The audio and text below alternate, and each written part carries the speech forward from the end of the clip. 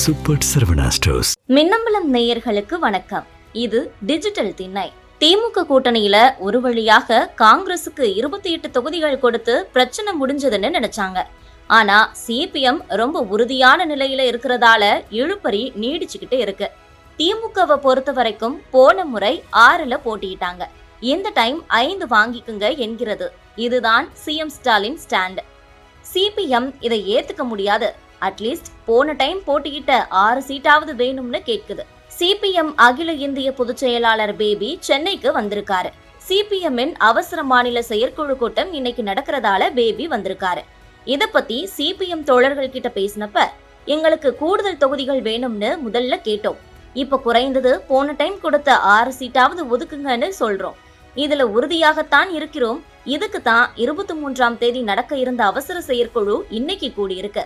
ஆனா பொதுச் செயலாளர் பேபி என்ன சொல்றாருன்னா, சிபிஐக்கு 5 சீட் கொடுத்திருக்காங்க.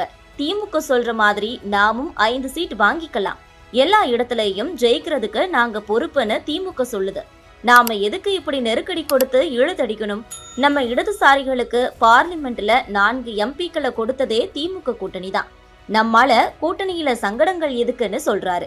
ஆனா சண்முகம் எங்களுக்கு நம்பர்ஸ் அப்படிங்கிறது பிரச்சனையே இல்ல. போன டைம் 6 சீட் கொடுக்கும் போது அடுத்த முறை பார்த்துக்கலாம்னு சொன்னாங்க. இப்ப போன டைம் கொடுத்ததை விட குறைக்கணும்னு சொல்றாங்க. நாம பல இடங்கள்ல வலுவாகவே இருக்கிறோம். இப்படி குறைவான சீட்டுகளை வாங்கினா நம்ம கட்சியை பத்தின பார்வை என்ன ஆகும்? குறைவான சீட்டுகளுக்கு ஒப்புக்கொண்டா நாம பலவீனமான தலைமைன்னு தோழர்கள் நினைக்க மாட்டாங்களான்னு அவரோட நியாயத்தை சொல்லி இருக்காரு.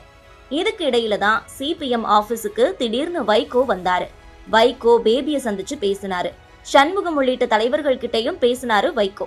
பிரஸ் மீட்ல அரசியல் பேசவே மாட்டேன், பேபியும் நானும் பழைய சினிமா பாட்டுகளை கேட்டோம், நான் செம்மீன் படத்துல வர்ற பாட்டை பாட சொன்னேன்னு சிரிக்காமலேயே சீரியஸாக சொன்னாரு வைகோ. ஆனா வைகோ என்ன பேசுறாருன்னு விசாரிச்சப்ப சிபிஎம் கட்சி நிலைப்பாட்டுல உறுதியா இருக்கிறீங்க.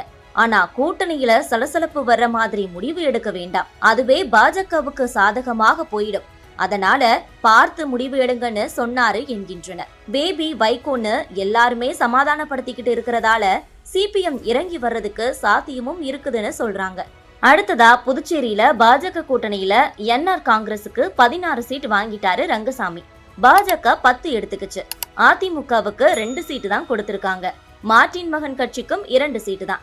2 முறை பாண்டிச்சேரி ஆண்ட அதிமுகவுக்கு 2 சீட், 2 மாசத்துக்கு முன்னாடி கட்சி தொடங்கின மார்ட்டின் மகன் கட்சிக்கு 2 சீட். அப்படிங்கறதால அதிமுகவுல ரொம்ப கோபமா.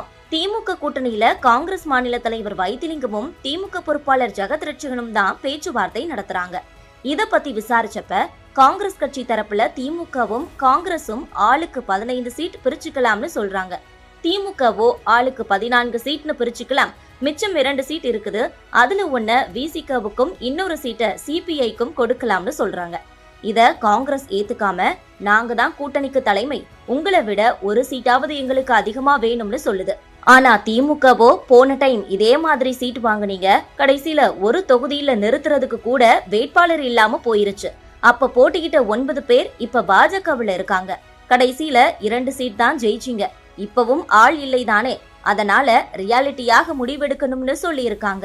இத பத்தி வைத்திலிங்கத்துக்கிட்ட ஜெகத் ரட்சகன் பேசினப்ப நாங்க சுமூகமாக முடிக்கலாம்னு நினைக்கிறோம், எங்க அகில இந்திய தலைமை சொல்லணுமே, இன்னைக்கு கிறிஸ் சோடங்கர் வராரு, பேசுவோம்னு வைத்தி சொன்னாரு. புதுச்சேரியில ஜரூரா நடக்கிற பேச்சுவார்த்தைகளை பார்த்தா எல்லாம் சுமூகமா முடிஞ்சிரும் போலத்தான் இருக்குது என்கின்றனர்.